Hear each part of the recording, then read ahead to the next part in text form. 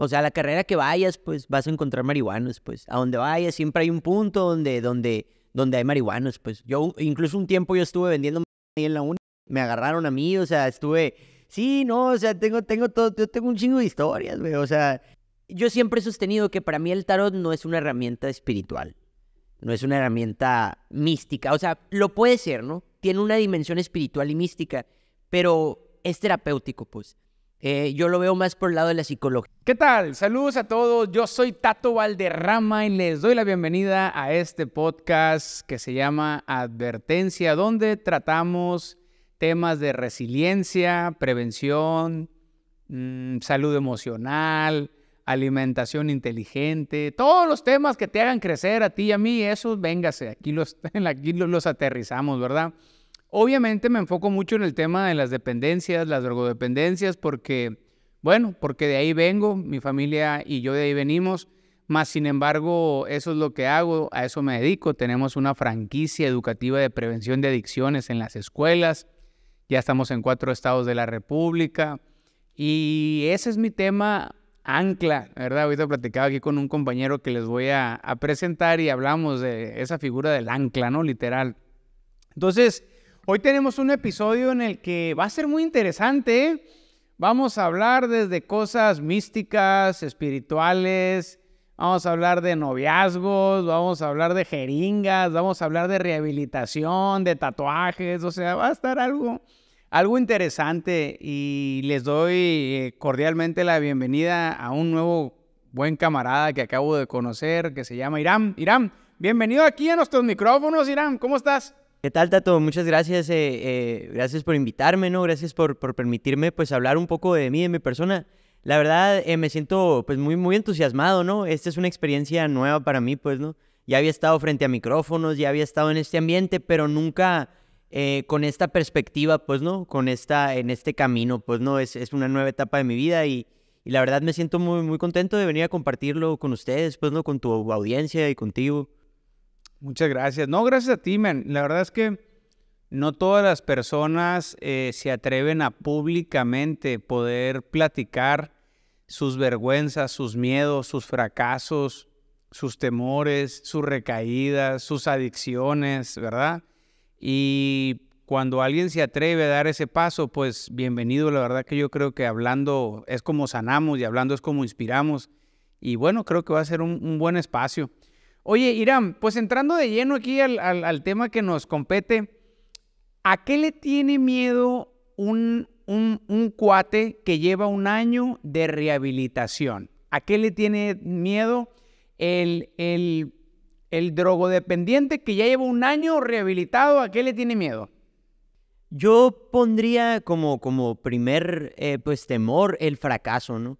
El fracaso, o sea, yo he sido una persona, pues durante mucho tiempo, vivir una vida mediocre, pues, ¿no? Esperar que la vida trajera para mí, pues, ¿no? Nunca buscar nada, no perseguir metas, ¿no? Desde que entré a la carrera de literatura, yo estuve un año y medio, dejé de entrar y mi vida se enfocó directamente en las drogas, pues, ¿no? Entonces, a partir de ahí, pues me acostumbré, ¿no? A no esforzarme por nada, pues, a que las cosas me llegaran, a fluir, como dicen muchos, ¿no? Entonces, el día de hoy, pues, noto que si quiero algo, necesito trabajar para lograrlo, pues, ¿no? Y creo que es mi principal temor, pues, el pensar, y si algo me sale mal, y si no consigo lo que quiero, y si me tardo más, ¿no? Y es una de las principales cosas que a veces, pues, sí se vuelven, provocan ansiedad, pues, en mí, ¿no? Oye, o sea, el adicto siempre está esperando que le caiga el trabajo del cielo, que le caiga las oportunidades por obra mágica. Platícame sobre eso. Vive en una magia, pues, ¿no? Sí. O sea, creo yo, pues como te digo, ¿no? Yo lo identifico el día de hoy como este temor, pues este temor al fracaso que siempre me ha acompañado, pues no emprendía nada porque emprender algo implica aceptar que puedes fracasar, pues, ¿no? Y no estaba listo emocionalmente, psicológicamente para enfrentar el fracaso, pues no estaba listo para que las cosas no me salieran bien, no estaba listo para seguirme esforzando, pues a la primera que algo no salía, me rendía, pues, ¿no? Y de una u otra forma es interesante, pues, porque pienso yo, al menos en mi caso, a mí me ha apoyado mucha gente, pues. A mí me gusta escribir, o sea, he tenido gente que me ha invitado a eventos, estuve un tiempo trabajando en una casa productora de cine escribiendo guiones, o sea, oportunidades he tenido, pues, ¿no? Y de una u otra forma, siempre, pues las drogas me hacían que me desviara, pues, ¿no? Me las arrebataban, diría yo, pero pues me las arrebataba yo mismo, ¿no? Entonces, eso es algo que el día de hoy ya soy más consciente, pues, ¿no? Ya me doy cuenta de que, pues, realmente es un esfuerzo sostenido esto, pues. Y ese esfuerzo sostenido implica que vaya a fracasar, pues, que me vaya a equivocar, que no vaya a conseguir lo que quiero, pero es avanzar, pues, ¿no? No frenarme, pues, ante la derrota. Platícame esa primera experiencia cuando empezaste a usar drogas. Me comentaste que iniciaste con el alcohol. Platícame desde ahí cómo fue evolucionando o cómo fuiste emigrando a otras sustancias. Fíjate, es un dato bien curioso, güey, porque yo siempre lo comparto, porque para mí es un ejemplo de cómo a veces las personas a nuestro alrededor nos conocen mejor que uno, pues, ¿no? Cuando yo estaba muy joven, yo siempre fui una persona, me encanta leer, me la llevo en mi casa, cuando saliera a eventos culturales, o sea, no era una persona que solía ir mucho a fiestas, que solía tener demasiados amigos, pues, ¿no? Era tranquilón, pues. Pero cuando la primera vez que yo probé el alcohol yo estaba en el coro de la universidad, en la preparatoria, y fuimos a un viaje, y ahí estaban pisteando, y, ay, tómate un bote, y me tomé un bote, me tomé 2 botes, y ya, fueron 2 botes, ¿no? Eso llegó a oídos de mi papá, porque estaba conmigo una tía ahí, y le dijo, no, pues que el Alejandro pisteó. Y mi papá habló conmigo, mi papá tiene un pasado de adicciones también, pues, ¿no? Él estuvo en la cárcel un tiempo, ay, pero no se enoje, que lo ventile, pero pues tiene un pasado de adicciones y habló conmigo, ¿sabes qué? Me dice, no hay problema, pero yo le temo mucho a que tú pruebes sustancias porque tienes una personalidad muy adictiva, porque yo también tuve problemas con las sustancias, eso puede ser. Y me acuerdo que inicialmente a mí me causó molestia, pues de, oye, ¿cuál es tu problema si nunca has tenido problemas conmigo? Pues si nunca he sido rebelde, nunca he sido irresponsable. ¿A qué le tienes miedo? ¿A qué le tienes miedo? No fumo mota, no entiendo por qué me dices eso, pues, ¿no? Y me quería que fuera a grupos de AA y todo, y me tomé 2 botes, pues. Y yo dije, qué loco mi jefe, ¿no? Bueno, no volví a pistear hasta que entré a la universidad. Entré a la universidad, a la carrera de Literaturas Hispánicas, letras, como la conocen muchos, y me empiezo a juntar con gente, empiezo a sentir, hay un ambiente pues que me comprendía, ¿no? Estas inclinaciones artísticas, esta tendencia a filosofar y todo, pues me sentía en casa, ¿no? Me sentía comprendido, me sentía compenetrado con esas personas, pues. Lamentablemente muchas de esas personas, pues tenían un consumo de sustancias, ¿no? Bastante liberal, pues, ¿no? Y yo llegué a un punto en el que creía que, pues para ser aceptado yo tenía que ser como ellos, pues, ¿no? O sea, irónicamente, en el lugar donde sí me sentía aceptado, igual tenía que hacer ciertas cosas para pertenecer, pues, ¿no? O sea, nunca fue este rollo de, ay, encajo bien, ¿no? O sea, siempre era, no, encajo, pero puedo encajar mejor, pues, ¿no? O sea, siempre esta necesidad de aparentar, de proyectar algo que no era o que no iba de acuerdo con mis valores, pues, ¿no? Entonces, pues empiezo a pistear todos los días, o sea, en cuanto entré ahí, me fui de lleno, pues, con ellos, pues, no, sobres, vamos al bar, y vamos al bar, ¿no? El famosísimo Pluma Blanca, ¿no? Era mi trinchera, pues, ahí me la llevaba yo, y a pistear todos los días, y a llegar alcoholizado a la casa, güey, hubo días en los que me quedaba botado en medio de la calle, güey, mis amigos me tenían que llevar, una vez me bañaron, güey, me cambiaron, me llevaron a la casa en calidad de bulto, o sea...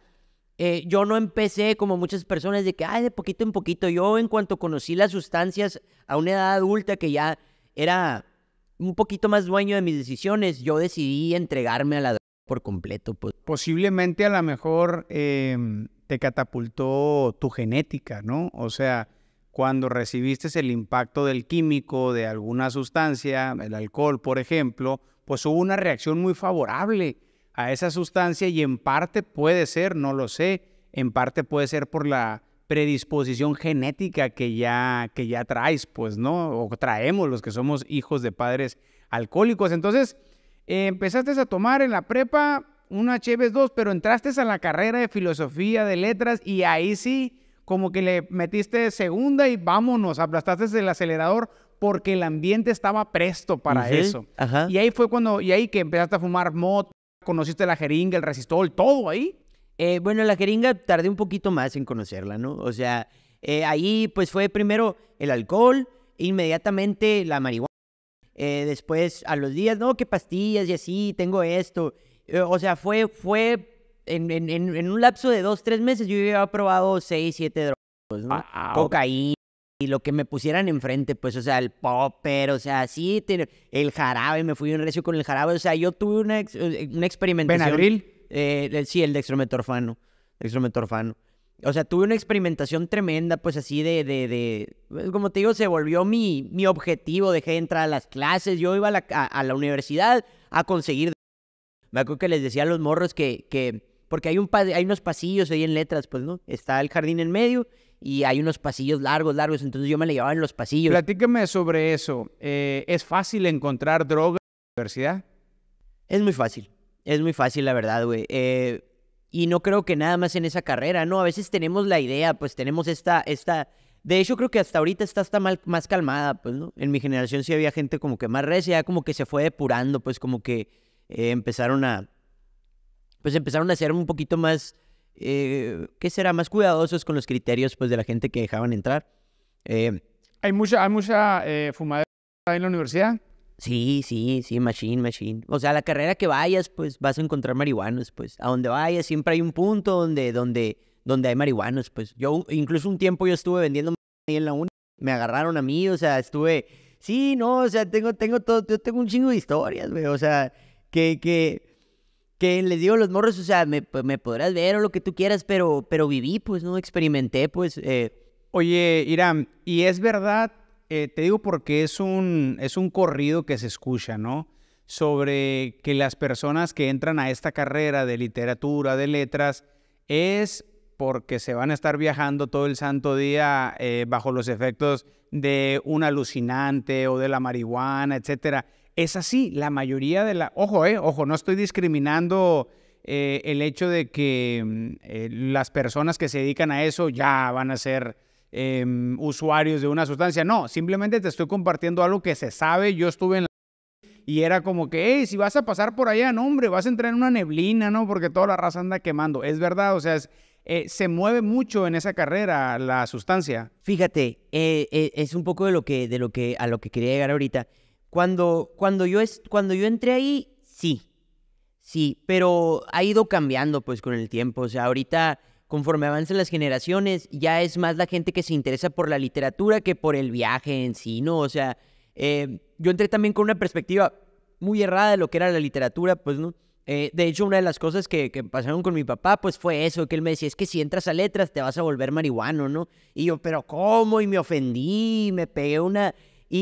Oye, pero así fue, ¿no? Y así fue, y así pues. fue. O sea, es lo que yo digo. Entonces yo entiendo esa noción que se tiene, ¿no? Y sí es verdad, o sea, sí, la mayoría de los jóvenes que están estudiando esa carrera sí consumen. No, es una minoría en realidad. Okay. Es una minoría, pues. Es un corrido, pues, nada más. Sí, es un corrido, pues, o sea, un mito. La cantidad de marihuanos que hay en letras es la cantidad de marihuanos que puedes encontrar en psicología, que puedes encontrar en historia, que puedes encontrar en medicina incluso, o sea, yo conocí marihuanos de todas las carreras, pues, ¿no? O sea, en matemáticas, en todas, pues, ¿no? Entonces, ahí es donde, no te digo, pues, cuando anduve vendiendo, ahí era mi punto, pues, ahí era como que, hey, cáele para acá y cáele a esta escuela, ¿no? Y ahí... Tendrá algo que ver que hay un sector de la población que comunica que la marihuana te sirve para estimular, ser más lúcido mentalmente, para escribir, para componer, para... las expresiones artísticas, que la marihuana te despierta un otro sentido. Y pues esa carrera es muy artística, es muy cultural. ¿No tendrá algo que ver por ahí el mito este? Tiene mucho que ver. O sea, sí. De hecho, es uno de los prejuicios con los que yo he batallado durante el tiempo que he querido quedarme limpio, ¿no? Porque yo llevo rato queriendo quedarme limpio. Probé con grupos, probé de diferentes maneras, pues, ¿no? Estudiaste literatura, letras y consumes. No vas a pasar el antidoping. Así. Y me refiero al prejuicio personal, pues. Ok. De pensar yo, como te digo, me gusta escribir poesía y yo pensaba que yo no podía escribir si no andaba choro, pues.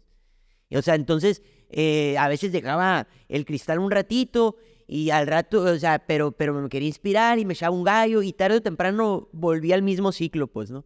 Entonces, es algo con lo que yo mismo he batallado, pues de yo convencerme de que en realidad no es necesario porque no lo es. Pues, No. No lo es, pues, o sea, la creatividad es algo muy separado. De hecho, inclusive podría decir que a veces obstaculizaba mi proceso creativo. Por pues, supuesto. Porque tenía ganas de escribir, pero andaba tan a gusto que decía yo, mejor al rato, pues, ¿no? O estás concentrado y la ansiedad no te deja. Ajá, No, sí. por supuesto, llega un momento en que se va a convertir en un obstáculo. Totalmente. La creatividad puede estar inherente en el individuo o te subes arriba. Un día en terapia un muchacho me dijo, es que yo ocupo para componer. Mijo, le dije, súbete arriba del techo y ponte a ver en la noche las estrellas, la luna. Te vas a pegar un viaje, pero un viaje bien macizo. Le dije, ahí inspírate, ve el universo. No ocupas 20, 30 pesos una calilla para estar tratando de sacar ideas, ¿no? Porque al rato te haces dependiente de eso y te olvidas de lo otro, pues, ¿no? Sí, sí. O sea, yo el día de hoy, güey, yo creo firmemente, güey, que el mejor alucinógeno es la realidad, pues, ¿no? O sea, pero el experimentarla de lleno, pues, ¿no? O sea, el entregarse a la realidad, el vivirla, el profundizar en lo que estás viviendo, pues, que es algo que cuando uno está consumiendo, la mayor parte de las veces no puede hacer, pues, porque profundizas, pero profundizas sobre tu propio viaje, no sobre lo que estás viviendo en realidad, pues, ¿no? Entonces, Me gusta mucho eso que dices, el mejor alucinógeno es la realidad.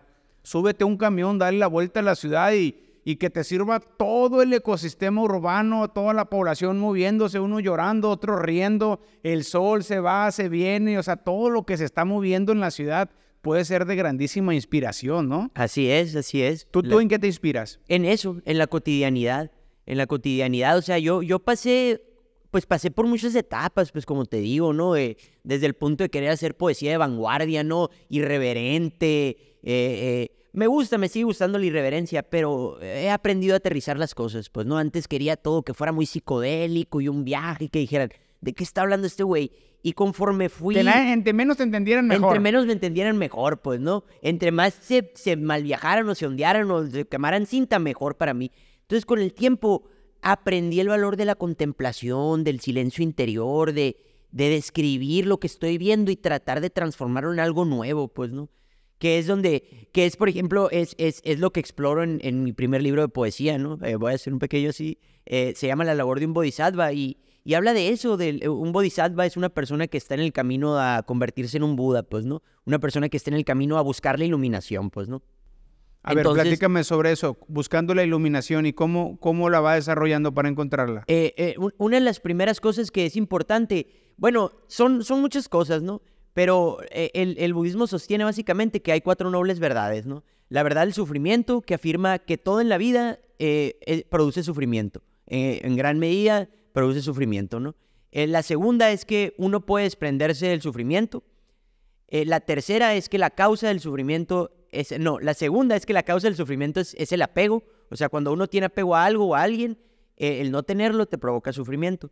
La tercera es que uno puede desprenderse del sufrimiento. Y la cuarta es que para desprenderse del sufrimiento, uno tiene que seguir un camino que se llama el óctuple noble sendero, que es la visión correcta, pensamiento correcto, habla correcta, acción correcta, modo de vida correcto, meditación correcta, concentración correcta y atención correcta, pues. Entonces, todo eso se obtiene a través de la contemplación y del irse desprendiendo de lo que creemos que somos, ¿no? O sea, el ser, el yo, no existe en realidad, pues. O sea, nosotros nos identificamos, nos apegamos a determinadas formas de actuar y de pensar, pero lo que somos es algo infinito, pues, ¿no? Que es esta noción de... Muchos tienen la creencia de que el budismo es ateo, ¿no? Porque para el budismo no importa si existe Dios o no, pues, ¿no? Pero no es ateo el budismo en sí, simplemente dice que la respuesta de si existe Dios o no, no es necesaria, pues. Lo necesario es acercarte a la concepción de esta unidad, que es lo que para mí es Dios, ¿no? Yo durante mucho tiempo, yo fui criado en el catolicismo, pero nunca me identifiqué con el catolicismo, pues, ¿no? Entonces, cuando conocí el budismo, yo siempre creí en Dios, pero me faltaba ese algo, pues, ¿no? Ese algo que satisfaciera como ciertas inquietudes filosóficas que tenía yo. Y es donde como que a través de las nociones budistas yo encontré pues cierta posibilidad de ser yo mismo, pues más allá de dogmas, pues más allá de creencias, ¿no? Entonces, o sea, yo no soy budista tampoco, pues, ¿no? Es lo que te iba a preguntar. No soy budista, pero creo que gran parte de mi filosofía de vida está inspirada en en las palabras Si del budismo. tuvieras que elegir, elegirías el budismo como una corriente ideológica que te define. No, porque, insisto, yo trato de tomar de lo que sea. O pues. sea, no me... Incluso, la contradicción, ¿no? El mismo budismo dice que hay un libro de las enseñanzas del Buda, ¿no? Que dice que es como si decir que uno es budista, pues es como si uno fuera un burro andando con vacas y diciendo que es una vaca, pues, ¿no? Entonces yo me reconozco como un burro, pues, ¿no? Yo sé que soy un burro, soy una persona ansiosa de conocer, pues, ansiosa de explorar, pues, el mundo, las posibilidades de la mente y todo eso, pero no me encasillaría, pues, en el budismo porque, pues, como te digo, pues, sé que hay más, pues, en el mundo, pues, ¿no? Pero sí es algo que en realidad me atrae mucho, pues, ¿no? La búsqueda de una iluminación, pues, ¿no? Y lo admiras. ¿Y crees en Dios? ¿Cómo lo concibes? ¿Eres ateo? ¿Eres agnóstico? ¿Panteísta? ¿Cómo te defines? Panteísta sería una buena definición porque yo así concibo a Dios, pues, ¿no? O sea, yo creo que Dios se manifiesta a través de lo más insignificante, también de lo grande y de lo maravilloso, pues, ¿no? De lo majestuoso, pues.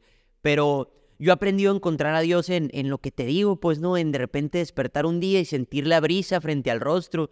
Me gusta, por ejemplo, a mí me gusta andar pelón porque de repente siento la brisa en el cráneo y es una experiencia diferente, pues ahí para mí está Dios, pues en esos pequeños detalles, en esos...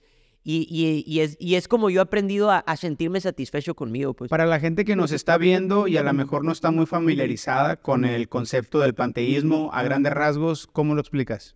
Todo es Dios. Dios está en todas partes y no hay nada separado de Dios. Sí, pues, como ¿no? yo lo explico es, el panteísta cree que hay un Dios que creó todo, ¿no? La Tierra, las galaxias, todo fue creado, pero no lo define, o sea, no le pone un nombre, ¿no? Simplemente Dios es todo el universo y lo que se ve y lo que no se ve también, ¿no? Sí, su propia creación, pues o sea, es el universo manifestándose y experimentándose, pues, ¿no? Y ahí, por ejemplo, Irán, ¿tú te comunicas con Dios? Sí, me comunico con Dios. Y te hago esta pregunta sincera. Si tú crees que Dios lo es todo, entonces, y si te comunicas con Dios es porque Dios tiene oídos. Pues no sé si lo llamaría oídos, yo, ¿no? Trato por ejemplo, esa es la diferencia entre la filosofía judío-cristiana y yo, por ejemplo, que yo no me imagino a Dios a imagen y semejanza mía, pues, ¿no? Yo más bien me imagino a un Dios muy difícil es muy difícil para mí como ser humano entender a Dios, pues, ¿no? No, para todos. O sea, sí. Para todos. De hecho, yo creo que nunca lo vamos a poder entender, tanto como lo concibas tú como yo lo concibo. Hoy te voy a platicar cómo lo concibo yo. Pero me interesa escarbar un poquito en tu mente y en tu corazón. Tú me dices, yo hablo con Dios. Ok, si tú hablas con Dios es porque, pues, en un sentido figurado o por sentido común, o tiene oídos para oír, o no sé de dónde te oye, ¿no? Hay poros, ¿no? Yo me lo imagino como poros, pues hay poros por los cuales la información entra, ¿no? O sea, en mi interacción humana, pues, sí, ¿no? o sea, le puedes hablar a una flor y está comprobado que tú le puedes hablar bien bonito a las plantas, incluso pueden florecer más rápido. Sí. Y a las mismas plantas tú les puedes estar maldiciendo todo el santo día y hasta se entristecen. Y no por eso la planta tiene un oído o tiene una oreja, ¿verdad? A lo que voy es, si tú tienes una comunicación con Dios, ¿te habla Dios a ti? Sí. Entonces, sí. ¿tiene boca Dios?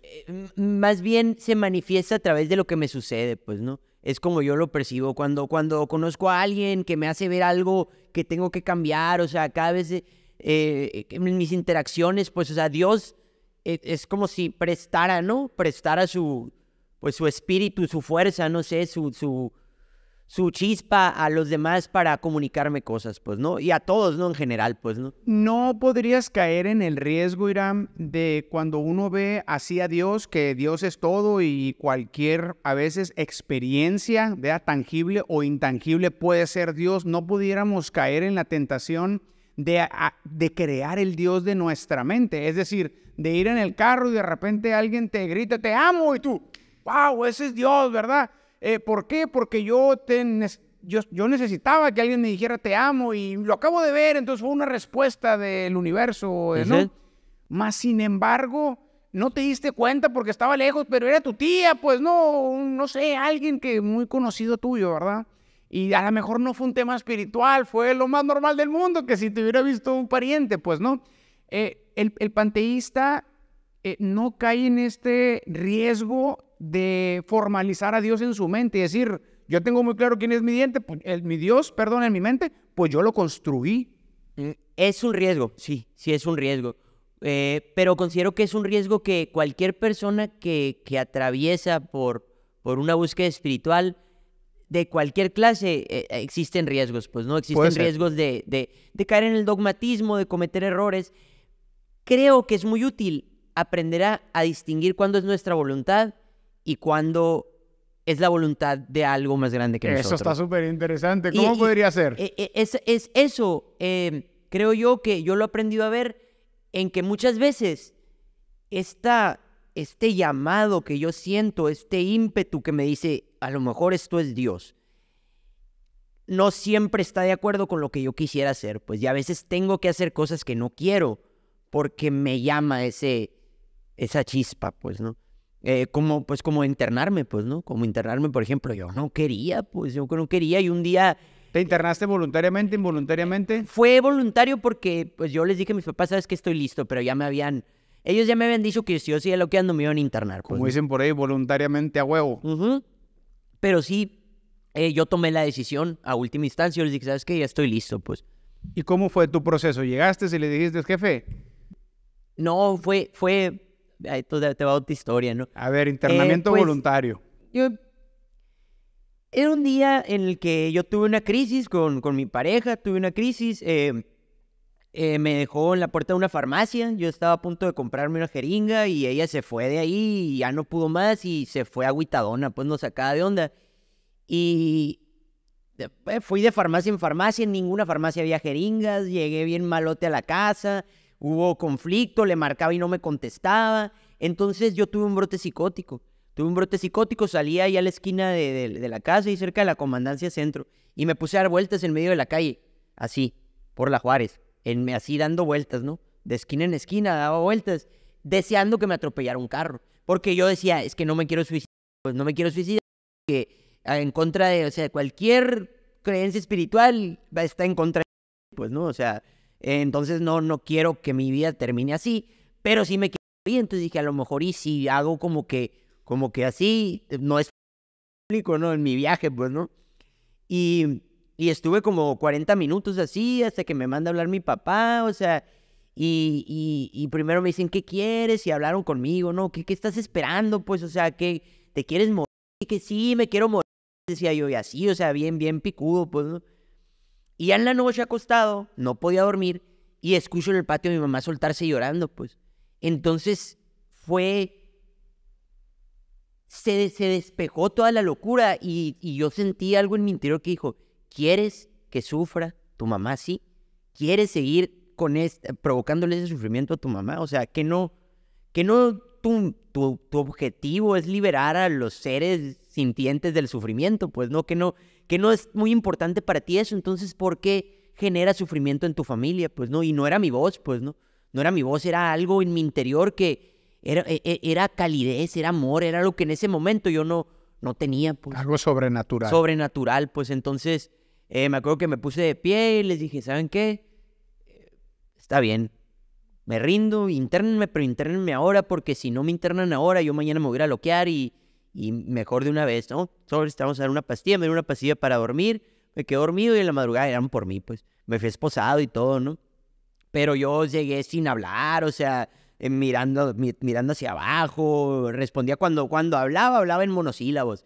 Y cuando no hablaba, pues nomás con la cabeza y queriéndome quemar con el cigarro. Traía un viajezote, pues que 4 meses no fueron suficientes para bajar. O sea, yo estuve un año, pues, internado, pues ya te imaginarás. Y apenas en el año, apenas salí más o menos, o sea. Eso está interesante. La importancia de prolongar el internamiento. la mayoría, yo creo que el 90% de los internamientos, anexos, procesos de rehabilitación, como le llaman, dura, ¿qué? 90 días, 3 meses. 3 meses. Y a veces pensamos que en 3 meses la gente va a soltar un hábito enfermo de 3, 4, 5, 6, 7, 8, 9 años atrás. Creemos que en 3 meses la gente va a sanar sus heridas. Creemos que en 3 meses la gente va a adquirir dominio propio, juicio, disciplina, humildad, cuando realmente es una pelea interna con uno mismo, que es la pelea más difícil de la vida y es bien difícil que en 3 meses lo logremos, ¿no? Entonces tú te quedaste 1 año. Platícame cómo fueron tus procesos, 3 meses y luego 6 meses, ¿cómo fuiste evolucionando? Pues, como te digo, la verdad los primeros 3 meses para mí fueron súper sencillos, pues, ¿no? Fueron súper sencillos porque yo ya me daba cuenta de lo grave que era mi problema, yo ya había experimentado cierto grado de rendición, pues, ¿no? Entonces los primeros 3 meses fueron muy fáciles, se me pasaron de volada, estaba muy entusiasmado, motivado. A partir de los 5 meses sí hubo cierta dificultad, pues hubo cierta dificultad, pues estuve 4 meses sin poder ver a mi pareja, pues, ¿no? Entonces, pues cuando la empecé a ver otra vez, pues me sacudió mucho, o sea, decía yo, ay, ya quiero verla otra vez, y luego al principio no la veía cada semana, era cada 15 días. O sea, que duraste 1 año, después de tener una vida sexual activa, duraste 1 año sin tener relación. No, tuve 2, 3 veces ahí, tuve oportunidad de salir y ahí, ¿no? O sea, curarme, pues. Pero sí, obviamente, pues, pues no era tan frecuente, pues. Claro. Entonces, la verdad, o sea, sí fue un proceso difícil, pues, ¿no? Sí fue un proceso difícil, o sea, sobre todo los de 5 a 6 meses, de 8 a 9, y el último mes, pues, ¿no? El último mes, o sea, fueron, terroríficos, de así, ansiedad, de repente sentirme harto, de no aguantar a nadie, pues, ¿no? Pero veía, pues, ¿no? Veía los resultados, pues, ¿no? Es muy importante. Técnicamente, ¿cómo veías los resultados? Más tranquilo, ayudabas más a la raza, más servicial, entendías más, reconocías más. ¿Cómo era? Lo más inmediato es la empatía. Aprender a escuchar a mi mamá, a mi papá cuando iban a visita, o sea, prestarles atención, tratar de retroalimentar positivamente lo que me decían. Si algo les molestaba, el no atacarlos, el no ponerme a la defensiva, o sea, empecé a pensar más en las personas que me rodeaban, pues, ¿no? Otra cosa, pues, fue la autoaceptación, pues, ¿no? El darme cuenta, pues, o sea, el estar cómodo en cierta medida con mis defectos. Hablo de cómodo, de ya no hacérmela tanto de pedo, pues, porque yo soy una persona que hago algo mal y, ay, eres un imbécil y no sirves para nada. Es que el adicto a veces es muy hipersensible, ¿no? Simón, entonces, pues aprendí a tomarme con más humor muchas cosas, o sea, la honestidad, pues, ¿no? La transparencia, o sea, pues, como te digo, pues, el retomar la comunicación con las personas a mi alrededor, pues, que yo había perdido, llevaba meses, pues, o yo hasta años, yo creo, sin poder ser una persona normal, con una conversación normal, pues, ¿no? Órale, entiendo. Oye, Iram, ¿a qué se debe o cómo fue tu incursión al tarot? Mi incursión al tarot, mira, todo empezó por una persona que me leyó las cartas. Ya me la habían leído 1 o 2 veces antes, pero como que no me provocaron nada. Hasta que una muchacha que conozco, le mando un saludo, por favor, por cierto, si no me ve por algún lado, me las leyó y fue muy certera, pues, y en aquel entonces la había visto 1 o 2 veces nada más, pues, ¿no? No habíamos hablado mucho y fue súper certera, pues, entonces yo dije ¿cómo le hace? O sea, fue el escepticismo lo que me acercó, dije, hay un truquito, hay algo ahí, las cartas tienen a lo mejor en el manual algo te dicen, o sea, yo traía así, entonces me compré unas cartas yo, y dije, a ver, ¿qué ondas, no? Y empecé a leer sobre el tarot, empecé a practicar leyéndome las cartas a mí y viendo, o sea, comparando lo que decían los artículos y los libros sobre las cartas y lo que yo veía en las cartas y lo que veía en mi vida. Y empecé a juntar las piezas, ¿no? Al rato empecé a practicar con otras personas. Leo las cartas, ¿quieres que te las lee? Y Simón. Y me empecé a dar cuenta que muchas personas, pues, encontraban, ¿no? Respuestas. Y así fue como... ¿Respuestas a qué tipo encuentras en el tarot? Es una muy buena pregunta porque para empezar, yo siempre he sostenido que para mí el tarot no es una herramienta espiritual, no es una herramienta mística. O sea, lo puede ser, ¿no? Tiene una dimensión espiritual y mística, pero es terapéutico, pues. Yo lo veo más por el lado de la psicología. ¿En qué sentido es terapéutico? En el sentido de que las 78 cartas del tarot muestran aspectos de la personalidad y de la vida que todos experimentamos. No hay nada en el tarot que no tenga que ver con algo que ya hayamos vivido todos. O sea, no hay nada mágico en realidad porque todo eso conforma una persona, pues. Entonces, es un poco como lo que te decía ahorita de que para el budismo no hay un yo fijo, pues, sino que somos una multiplicidad de actitudes y de comportamientos. Lo que pasa es que nos identificamos con unos cuantos. Entonces, el tarot nos ayuda a ver ciertos aspectos que quizás no les prestamos tanta atención, pues. O sea, es una herramienta terapéutica porque es la búsqueda del autoconocimiento. Si una carta nos habla, por ejemplo, de disciplina y tú dices, es que yo no soy disciplinado. Ah, bueno, esta carta, en combinación con estas otras, te va a decir en qué aspectos de tu vida eres disciplinado, pero no lo notas, por ejemplo, pues, ¿no? Entonces, es más que nada una cuestión de ver un poquito más allá de lo que creemos que somos, pues, ¿no? Entiendo. O sea, utilizan el tarot para autoconocerse y en ese autoconocimiento o autoexperimentación o excavación profunda, como le quieran llamar, ahí van descubriendo sus oportunidades de cambio. Así es. ¿La mayoría de la gente lo busca por esa razón o lo busca por un misterio o lo busca porque quieren conocer su futuro o lo buscan por qué? Yo, por lo general, la gente me pregunta, ¿y me vas a decir el futuro? Y yo les digo, no, carnal, yo lo que te puedo decir es tu presente. Y te puedo dar algunos datos de tu pasado. A partir de ese presente y ese pasado, tú construyes tu futuro. Obviamente el tarot te va a decir qué puede pasar si sigues cometiendo los errores que estás cometiendo o si sigues por el buen camino que vas, pues, ¿no? Porque si hay o sea, ahí es donde concedo que hay un grado hay algo ahí que hace que muchas veces se encajen ciertas cosas. Pues, Para ¿no? ti entonces las cartas tienen un poder. Porque si un juego de cartas te pueden describir una necesidad de cambio, pues quiere decir que las cartas hacen una especie de milagro. No. O tienen una serie de poder. No.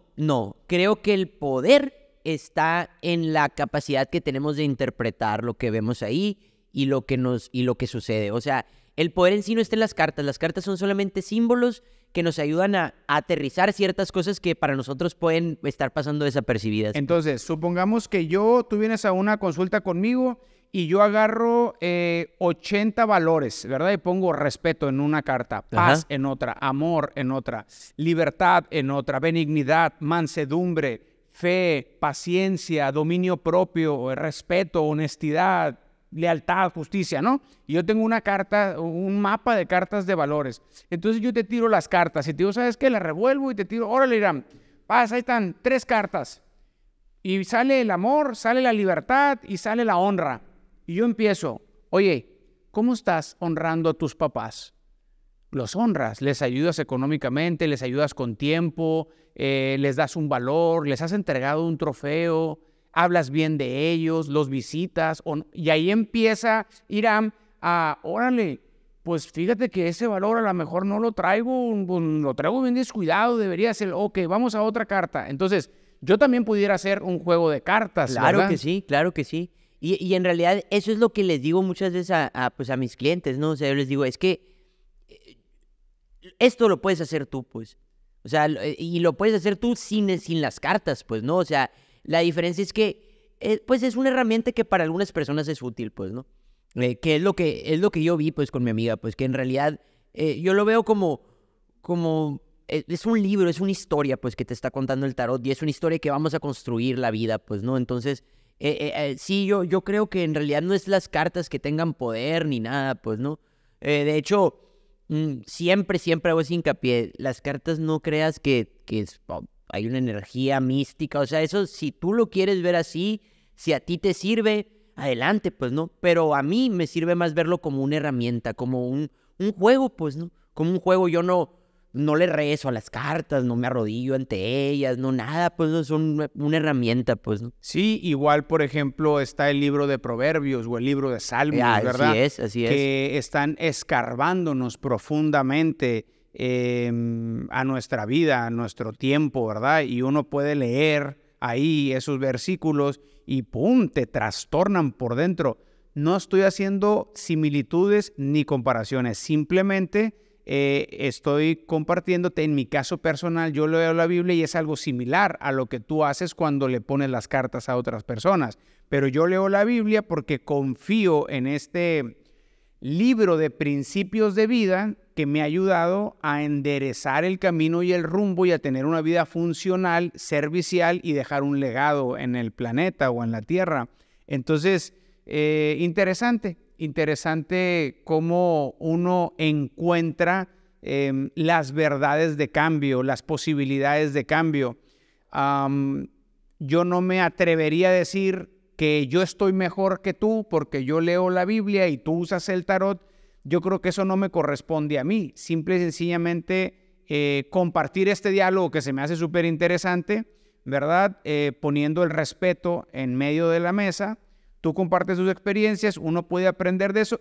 Y yo personalmente, yo no estoy de acuerdo, ¿verdad? Yo no estoy de acuerdo, yo no iría a que me leyeran las cartas porque pienso que no lo necesito. Pero a lo mejor tú me puedes decir, bueno, Tato, tú me quieres evangelizar, pues, ¿no? Y me estás diciendo 2, 3 versículos, 2, 3 proverbios, pues deja que yo también te suelte 2, 3 cartas, pues, ¿no? Tal vez, al final del día, lo que trato de decirte es que yo personalmente pienso que Dios está presente en el asunto. Las personas pueden buscar muchos mecanismos. Hay más de 3,000 religiones. No sé cuántos espacios de cartas, de amarres y de el café y la mano y tanta cosa pueda haber. No sé cuántos libros de la fe pueda haber, cuántas versiones de la Biblia. La verdad no lo sé. Lo que sí sé es que una cosa es el camino, que hay caminos que no te pueden llevar a tu deidad, no te pueden llevar a tu salvación ni a tu Dios, ¿verdad? Pero hay otros que sí. Entonces yo creo que en esa búsqueda personal es donde muchos nos encontramos, buscando el camino que creemos correcto para encontrarnos con el gran yo soy, como la Biblia lo enseña. En mi caso, Hiram, yo utilicé la Biblia y lo sigo utilizando y oro al Espíritu Santo porque me ha dado un resultado. No el resultado que yo quiero, sino el resultado que me ha permitido realizarme como persona y dar frutos. Porque una cosa es tú puedes decir, yo tengo un resultado, me va bien. Sí, pero realmente el árbol se conoce por los frutos al final del día, ¿no? Entonces, qué interesante esa parte. Otra cosa, brother, me comentaste antes de iniciar el podcast algo profundo. Me comentaste que tú reventaste con la jeringa a tu novia. ¿Cómo fue ese proceso? Pues la verdad es algo, pues yo estoy aprendiendo a perdonarme un poco por eso, ¿no? Porque sí es algo que durante mucho tiempo, cuando me empecé a quedar limpio, me conflictuó, pues, ¿no? Me conflictuó porque, pues, yo decía, ¿cómo puede ser que alguien o sea, que induje a alguien que amo, pues, ¿no? A hacer algo así, pues, que yo ya sabía cómo destruye eso, pues, al menos cómo me destruyó a mí, pues. Pues, ¿qué te diré? O sea, yo cuando la conocí, ¿no? Con todo el respeto que se merece, no voy a decir su nombre porque, pues, sí, es un poco más reservada que yo, ¿no? Pero cuando la conocí, pues, ella ya había probado la sustancia, pues, ¿no? Pero, pues, fumada nada más, ¿no? Entonces, en un viaje que tuvimos a Tijuana, pues, yo le dije, ¿qué onda? ¿Quieres probarla así, no? No ofreció mucha resistencia, pues no, tampoco voy a decir que fue del todo mi responsabilidad ni nada, ¿no?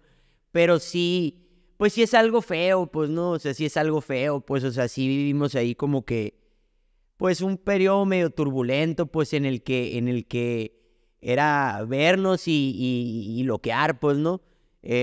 Después de ahí, ella se enamoró de la jeringa. No, fíjate, no, de hecho, o sea, yo era el que estaba enamorado, ella sí duró un ratito, pues, pero de volada, pues, se dio cuenta que era un problema, pues, y lo dejó antes que yo, pues. O sea, el día que tuvimos el conflicto, como te dije,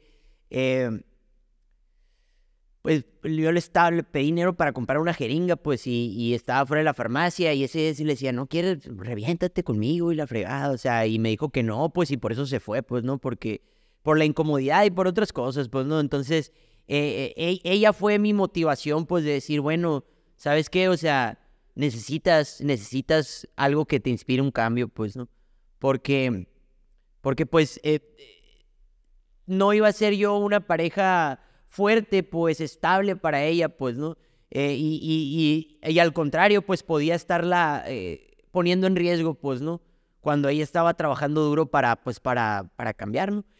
Obviamente ella o sea, es una persona totalmente diferente a mí, ella, o sea, súper responsable, súper disciplinada, o sea, no tenía un problema tan desarrollado, tan avanzado, tan arraigado como el mío, pues, ¿no? Entonces quizás por eso como que pues se me hizo fácil, ¿no? Dije, pues no batalla, pues no batalla, entonces no hay pedo, pero es algo que no tiene que ver muchas veces con qué tan responsable o sino con el daño que te haces físicamente, emocionalmente, psicológicamente, pues, ¿no? Pero ahí, pues sin duda, a lo mejor si otra persona le hubiera ofrecido ese mecanismo para autoflagelarse, que es inyectándose heroína o cristal, ¿qué fue? Cristal. A lo mejor con otra persona no lo hubiera hecho, ¿no? Pero pues por la influencia y la seguridad que a lo mejor tú le brindabas en ese momento, pues a lo mejor se dio. Y así funciona, así te inducieron a ti, pues, ¿no? Y uno automáticamente, pues va, cuando anda mal, pues va haciendo el mal por todos lados por donde va caminando, ¿verdad? Y ahora, Irán, pues estás en otra nueva etapa de tu vida, llevas un año sin consumir. ¿Cómo es tu día? ¿Qué estás haciendo? ¿Cuáles son tus sueños? Pues mira, y de hecho se relaciona muy bien con lo que estábamos hablando ahorita. Yo cuando estuve internado, pues dije, en algún punto dije, o sea, como a los 2 meses, dije, pues si voy a estar un año, tengo que hacer algo bueno de ese año, pues. No puedo estar un año nomás esperando terminar los ejercicios que me pone la psicóloga y nomás. Y pues me gustó la rollo de la consejería. Entonces, pues hablé con la gente de ahí.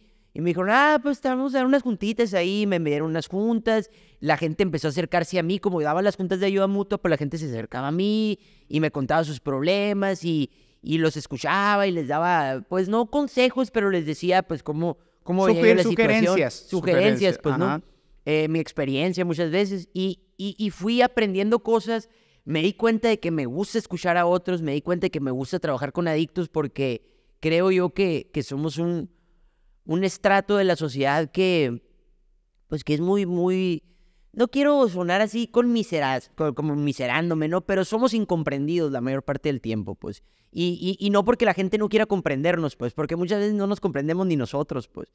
Entonces, es muy difícil cuando no te comprendes tú, que te comprendan otros, pues, porque actúas de manera errática y confusa porque no sabes qué es lo que quieres, pues, ¿no? Entonces, me di cuenta que es lo que me gusta, entonces ahorita me certifiqué como consejero y estoy en la búsqueda, pues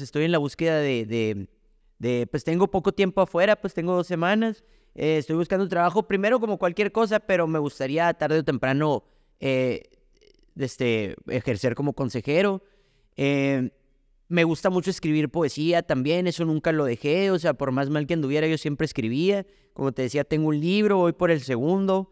Quiero en algún punto mezclar la consejería con el arte, ¿no? Estudiar algo de arte terapia, estudiar psicología también, o sea, estoy en me di cuenta de que mi camino, gran parte de mi camino está en esto, pues, ¿no? En la empatía, en la búsqueda de ayudar a otras personas que tienen problemas como el mío,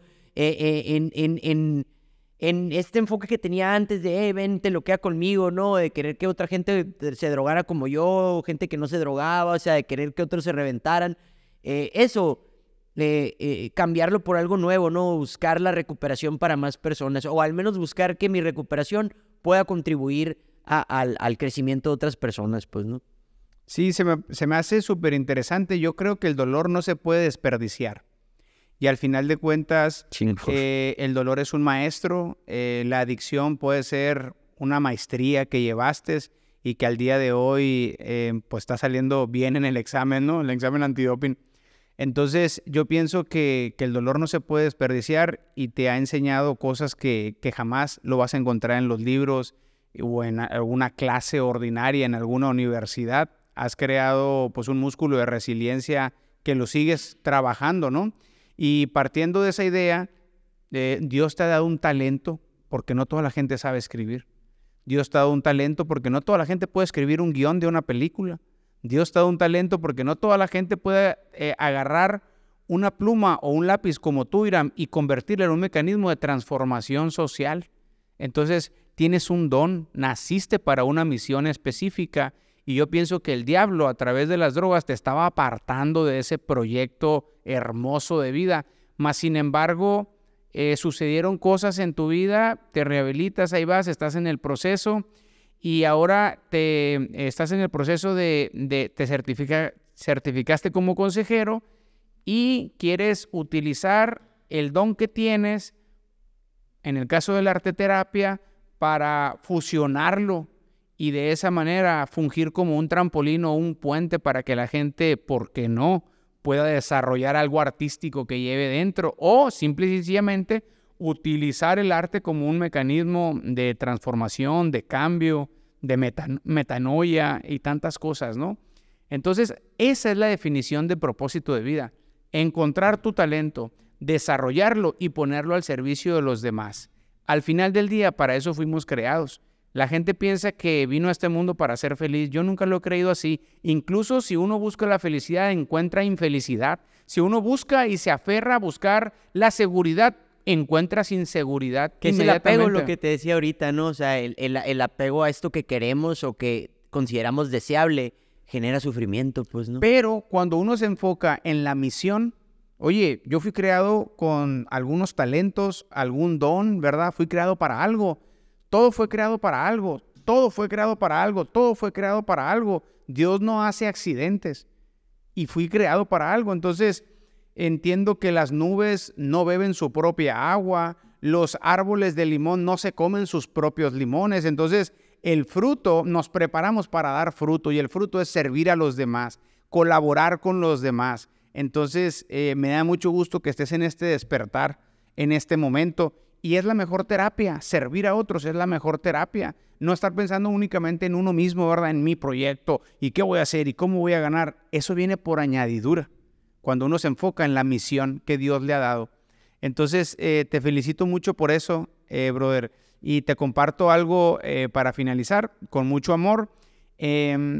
Yo pienso que al final del día, en mi caso personal, me he sentido muy cómodo con la relación que tengo con el Espíritu de Dios, porque es muy fácil creer y ver a Dios de esa manera, ¿no? Alguien creó el mundo, para mí fue Dios. La filosofía cristiana te dice que Dios envió a su Hijo Jesús para modelar, para salvar, para redimir lo que se había perdido. Entonces, yo cuando empiezo a agarrar a un hombre que estuvo en la tierra, que dio enseñanzas, que no falló, cuando empiezo a seguir a un hombre como él, mi vida se empieza a transformar. No porque lo siga a la perfección, simplemente tratando de hacer un poco lo que él hizo.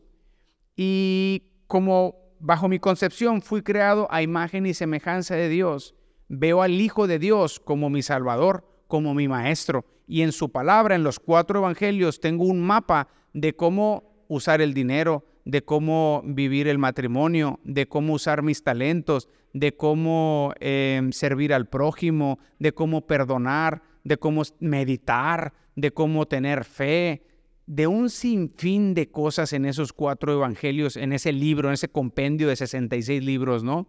Entonces, y veo a Dios como, pues, Dios el Creador, ¿verdad?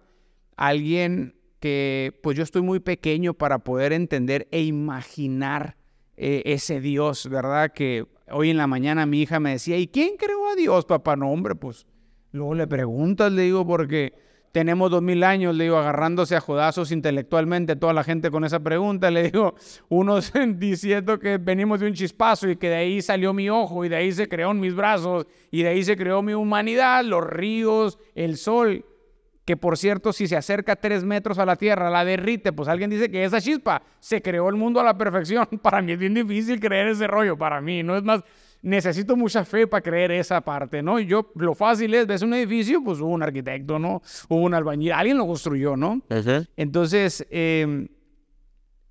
lo que trato de decirte es que si un día no encuentras una respuesta en tu ecosistema espiritual, porque el pandeísmo abarca muchísimo, ¿verdad? Si un día estás frustrado, tienes miedo y te sientes desamparado, clama a mí y yo te responderé, dice Jeremías 3:33. Y visualízalo en tu mente como literalmente alguien como si fuera tu papá, que tiene ojos, pues te dije, ¿no? Hoy tiene nariz, le hablas, tiene oídos, le digo, no, lo escuchas, entonces quiere decir que tiene una boca, ¿no? Porque pues ¿cómo vas a hablar con alguien que no?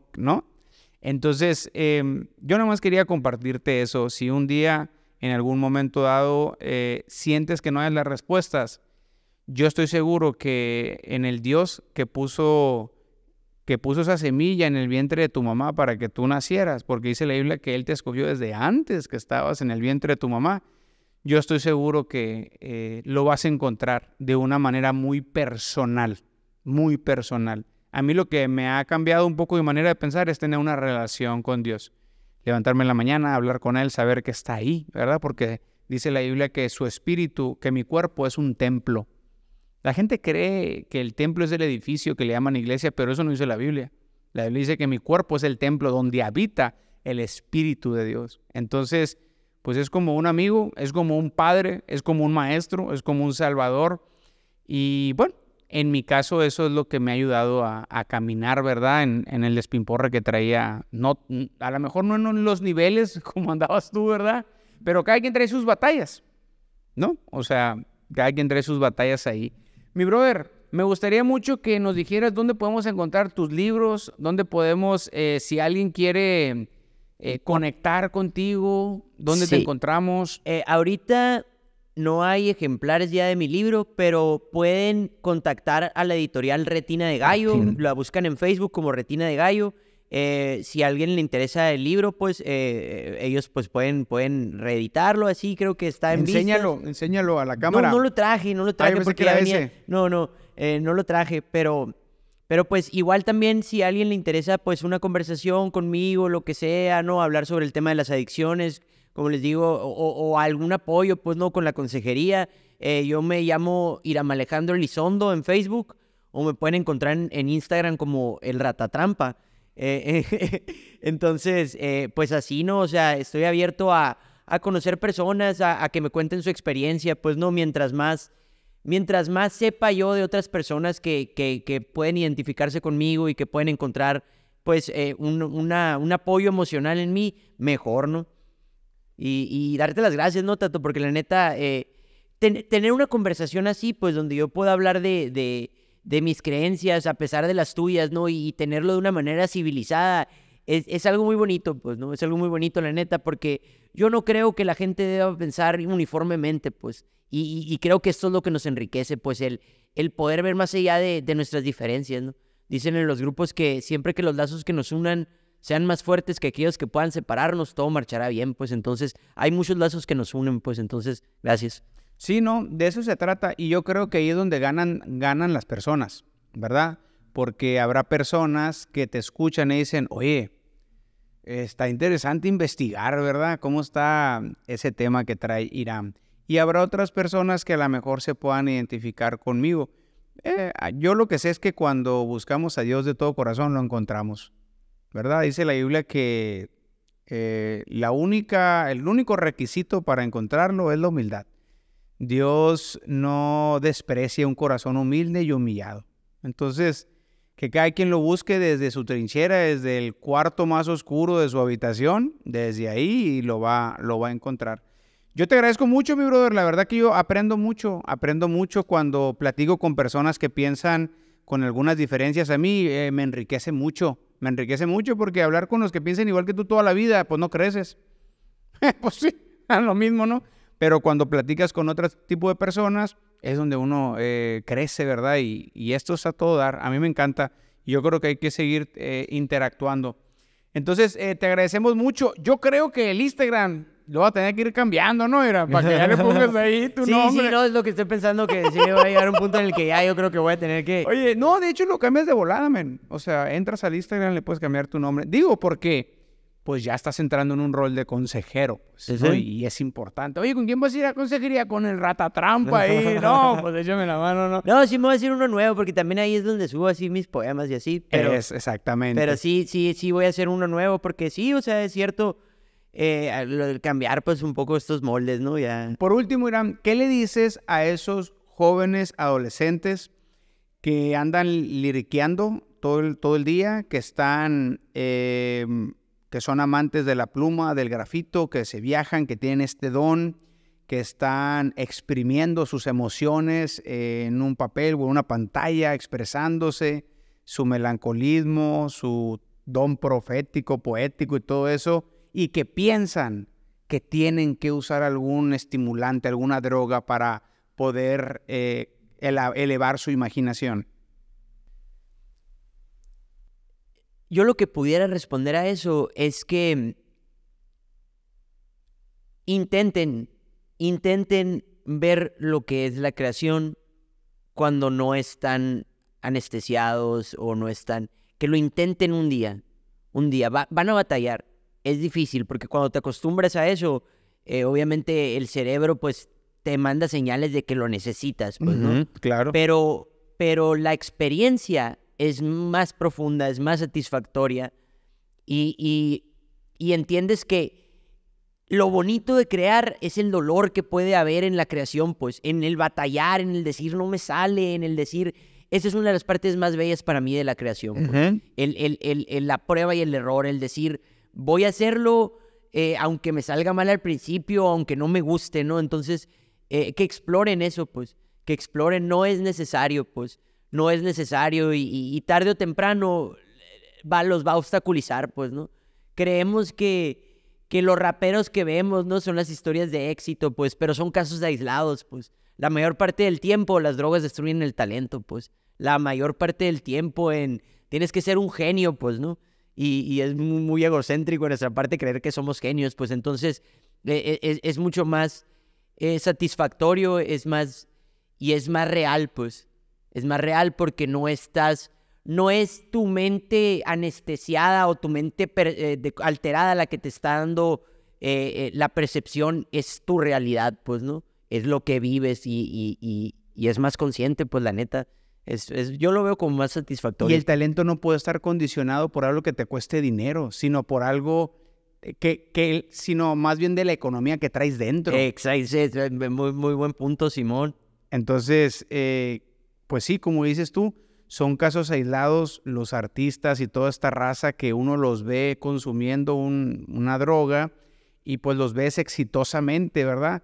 Pero las cifras ahí están, o sea, Amy Winehouse no llegó ni a los 30 y pues quedó hundida ahí en el cristal. Elvis Presley, el vocalista de Nirvana, Kurt Cobain, no llegó ni a los 30 también. Jimi Hendrix, el mejor guitarrista de todos los tiempos, no llegó ni a los 30 y todos ellos invadidos con la droga, ¿no? Entonces, yo creo que tienen el tiempo contado a veces, ¿no? La gente que está utilizando alguna sustancia, no solamente para que se caigan del pedestal mediático, sino de su vida, porque qué esposa, qué hijos va a querer que su papá ande todo el día con los ojos reventados, todo rojo, ¿no? Entonces, pues bueno, que cada quien escuche y no se vaya en el viaje ahí, porque lo que sale en la tele, pues es otro rollo, ¿verdad? Sí es. Igual los raperos, ¿no? Todos dicen que son malandros, que han matado 10 o algo, y otro rapero decía, no matan ni una mosca, decía. Pero bueno, mi brother, te agradezco mucho, te bendigo en el nombre de Jesús y te agradezco de todo corazón esta oportunidad. Si algo puedo servirte un día, ahí tienes mi número, ¿verdad?